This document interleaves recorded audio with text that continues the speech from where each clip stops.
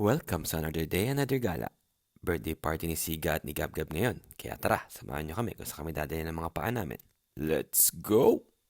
Andito kami ngayon sa Percy Cafe. Bali dito gaganapin yung birthday ni Siga at ni Gabgab.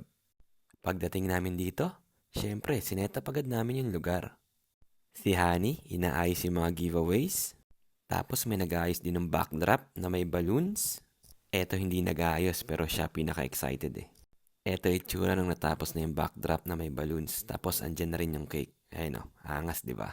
Nung nagdatingan na yung mga bisita, nagumpisa na agad. Nagpray lang kami, tapos eto na agad yung first game. Sandok! At syempre, magpapahuli ba si Primo dyan?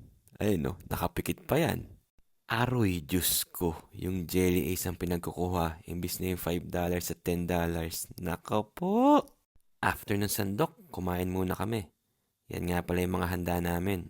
Yung cafe na nag-prepare ng halos lahat ng yan. May mga ilan lang kaming binili tulad ng donut, cupcakes, yung barbecue, pati yung lumpiang Shanghai. Eto nga pala yung mga bisita namin. Guys, maraming salamat ulit sa pagpunta.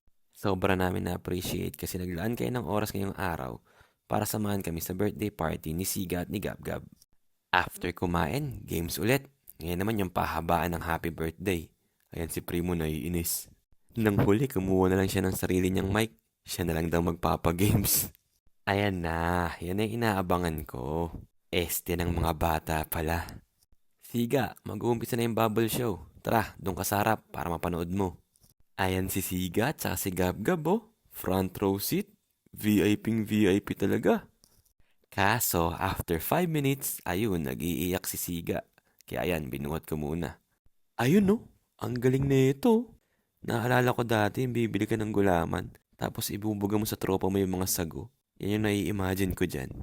Dito pinaka nagkagulo yung mga bata.